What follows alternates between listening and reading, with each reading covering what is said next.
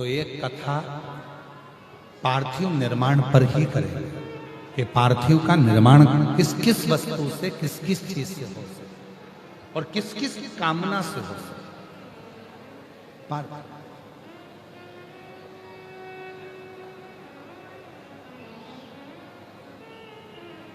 पार्थिव का शिव महापुराण में भी वर्णन आता है।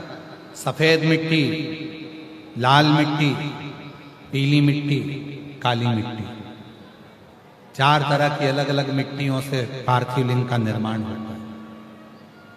शिव महापुराण में भी वर्णन आता है कि पार्थिव लिंग का निर्माण जब किया जाता है तो इस अपने हाथ को थाली में रखकर देख लो। जब हाथ को थाली में रखकर देखोगे, इससे बड़ा शिवलिंग का निर्माण नहीं करना चाहिए। इससे जितना छोटा शिवलिंग बनाओगे उतना सुख है। अब कई लोग दिखावे में इतना बड़ा शिवलिंग बना लिया, इतना बड़ा पार्थिव शिवलिंग बना लिया, हमने इतना बड़ा शिवलिंग बनाया है, हमने इतना बड़ा शिवलिंग बनाया है। नहीं, अपनी हथेली को, अपने हाथ को थाली में रखो, अंगूठे को उठाओ, बस। इससे बड़ा शिवलिंग घर में नहीं बना, इससे बड़े शिवलिंग का निर्माण नहीं करना, बस छोटा, इससे छोटा, इससे छोटा, बड़ा। इतना बड़ा भी बनाओगे तो चल जाएगा, पर इससे छोटा बड़ा। पार्थिव पूजा। अब कई लोग क्यों बना देते हैं, बड़ा शिवलिंग बनाएंगे, पूजन में आनंद आएगा, इतने सारे लोग बैठे हैं, हम भगवान शंकर का, हम उज्जैनी महाकाल बनाएंगे, हम विश्वनाथ बनाएंगे, हम वैद्यनाथ बनाएंगे, हम त्र्यंबकनाथ बनाएंगे, हम कृष्णेश्वर बनाएंगे शिवलिंग पर।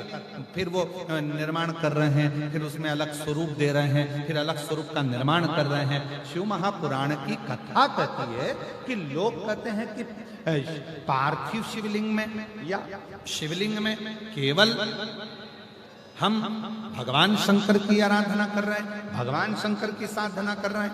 नहीं नहीं,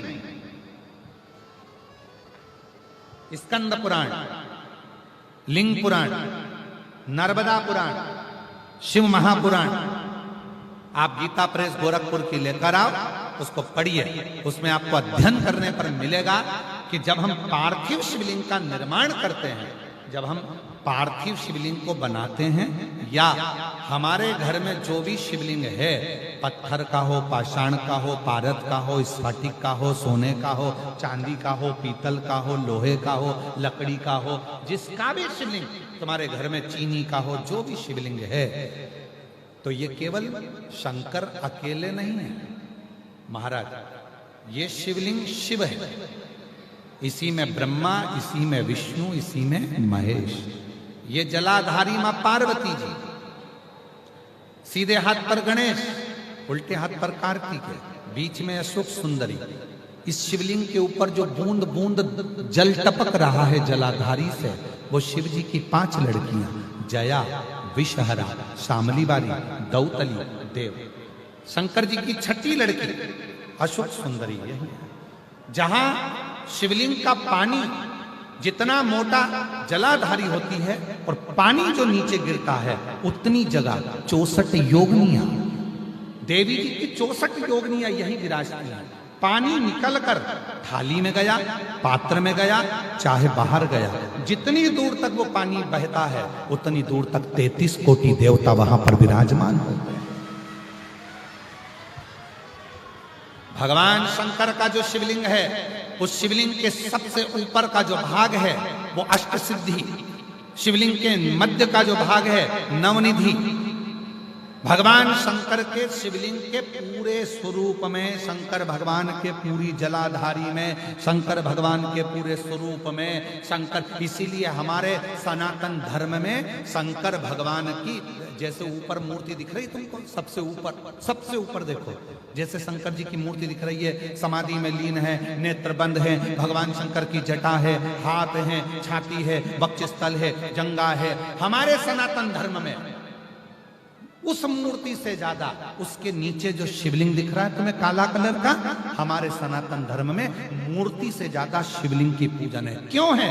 क्योंकि इस केवल अगर मूर्ति होती तो उसमें केवल शिव होते, और अगर शंकर का शिवलिंग है तो इसमें 33 कोटि देवता, अष्ट सिद्धि, नवनिधि, 64 योगिनी, 33 कोटि देवता, जगत जननी जगदम्बा, गणेश, कार्तिकेय, अशोक सुंदरी, जया, विषहरा, शामली बारी, दौतली देव, ये सब के सब एक ही शिवलिंग में है।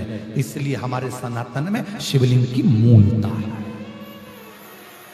इसलिए हमारे सनातन में शंकर भगवान के शिवलिंग की प्रधानता है। हमारे सनातन धर्म में शिवलिंग की प्रधानता मानी गई है कि इसलिए भगवान, अगर हम तो यहां तक कहते हैं, जिन बेटा बेटी को अगर कोई सफलता नहीं मिल रही है, मेहनत तो 4 गुना करो, परिश्रम 4 गुना करो, इधर उधर भटकना छोड़ो और मेहनत, अपना कर्म, अपनी मेहनत, अपना परिश्रम बढ़ाओ, और रोज शंकर भगवान के मंदिर में जाकर जब जल चढ़ाओ तो अपनी हथेली को शिवलिंग से थोड़ा सा लगाने का प्रयास करो। अष्ट सिद्धि, नवनिधि तुम्हारे घर में आना प्रारंभ हो जाती है। अष्ट सिद्धि हम क्यों कहते हैं? जल चढ़ाने जाओ, जल चढ़ाकर वापिस आओ तो थोड़ा सा जल घर लेकर आओ, दरवाजे पर छीटो। क्यों कहते हैं? क्योंकि शंकर भगवान के शिवलिंग में अष्ट सिद्धि, नवनिधि, 64 योगिनी, देवी देवता, माता, गणेश, रिद्धि सिद्धि, अमोद प्रमोद, शुभ लाभ सब उस शिवलिंग के अंतर्गत हैं। जल चढ़ाते हैं, उसका भाग थोड़ा सा लाकर अपने घर में जब